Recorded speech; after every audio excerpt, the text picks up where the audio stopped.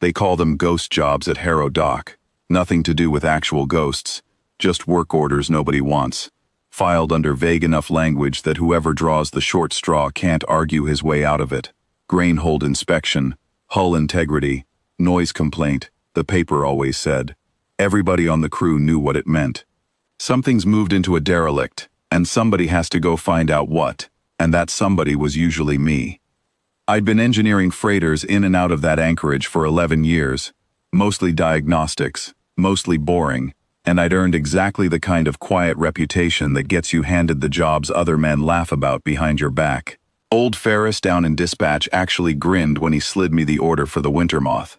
Derelict grain hauler, 3 weeks in the yard. Crew swearing something was moving in cargo hold 4.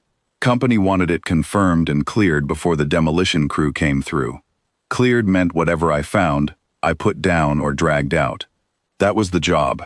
I'd done it before, on rats the size of dogs, and one very large, very stupid cargo lizard that took 4 men to net. I went in alone, because that's how ghost jobs go, with a torch, a tranq rifle I didn't expect to need, and a bad knee that told me the weather was turning before the weather ever did. Hold 4 was grain dust dark even with the hatch cracked to daylight, and it took me a long minute standing in the doorway before I heard it. Not a scuttle, not a growl, a whimper, small and stifled, like something trying hard not to be heard and failing. I found her wedged behind a collapsed feed chute, wings folded so tight against a narrow rib cage that I mistook her at first for a torn tarp somebody'd left to rot. She wasn't. She was a dragon, maybe the size of a large dog, scales the color of wet slate, and when my light passed over her face, I understood the whimpering. Her eyes didn't track it, didn't track anything. Filmed over pale, both of them, the way a window frosts in winter. She flinched at the sound of my boots on the deck plating, not the light. Flinched hard enough to hurt herself against the chute, and made a sound I'd remember for a long time after. Not a snarl, a child's sound, braced for the world to be exactly as bad as it had been so far. I set the rifle down. I don't know why, except that pointing anything at a creature already curled that small felt like a special kind of cruelty, whatever the work order said. Easy, I told her, the way you'd talk down a spooked animal, which is what I figured she was. I'm not going to hurt you. She didn't understand me. I know that now.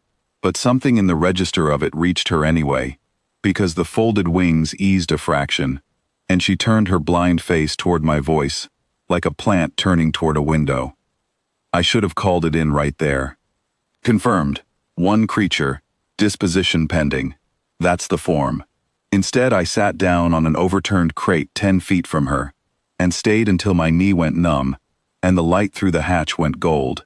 And by the time I left that hold, I'd made a decision the company would not have approved of.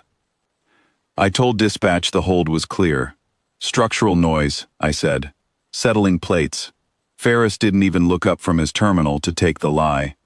I went back that night with a lantern, a bag of dried fish from my own stores, and a mechanic's grease rag I'd cut into a soft wrap for the wing joint she kept favoring. She let me closer the 2nd time. 3rd time, she let me touch her.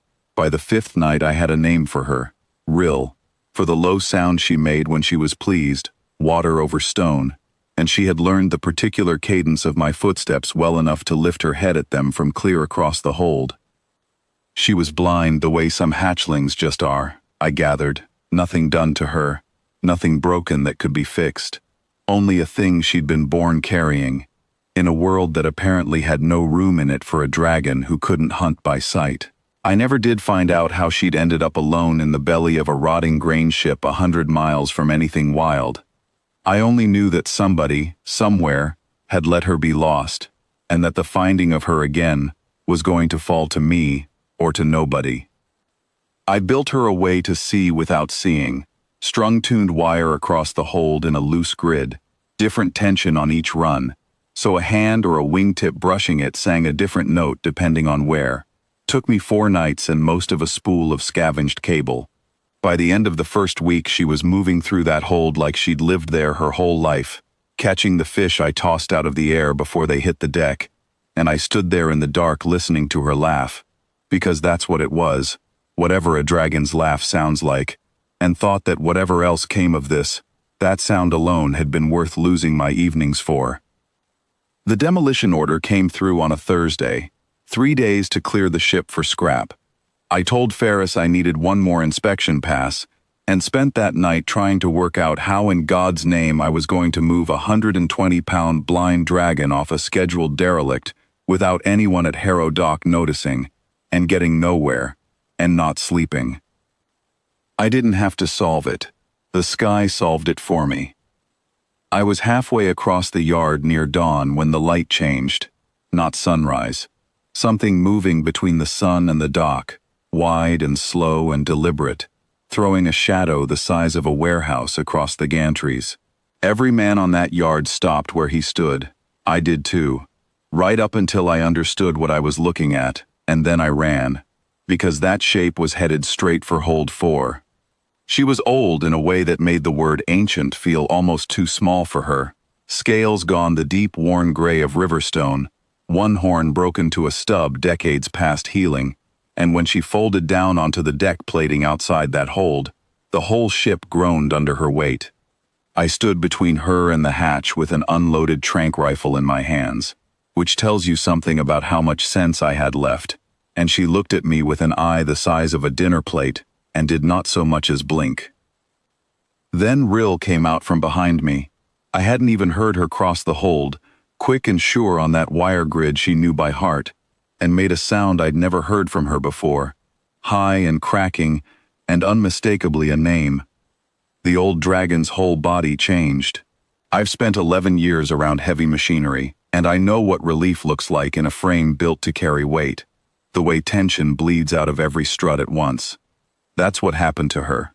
She lowered her head to the deck, slow, and let Rill press against the ridge of her jaw, and made a sound low enough that I felt it in the plating under my boots before I heard it.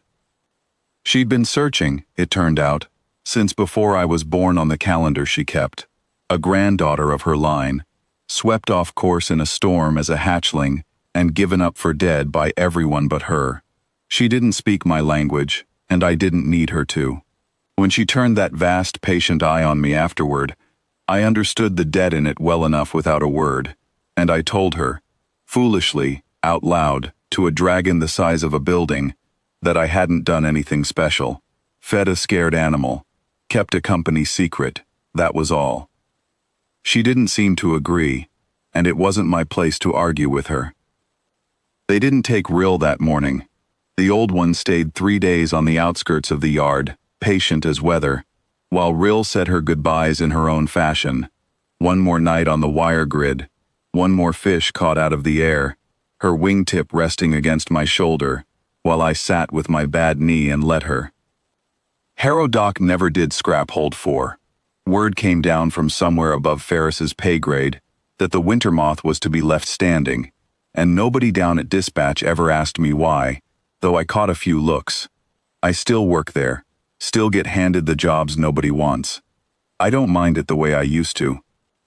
Some mornings, if the light's right and the wind's out of the east, I hear something pass low over the yard. Not close, never close, just enough to feel the shadow move across the gantries, and once, unmistakably, a small sound underneath it, cracking and high, that I've come to understand means my name. I never once told anyone at Harrow Dock what really happened in that hold. Some things aren't company business. Some things you just carry, the way you'd carry a fish out to a dark corner of a rotting ship, quietly, and without needing anybody to see you do it.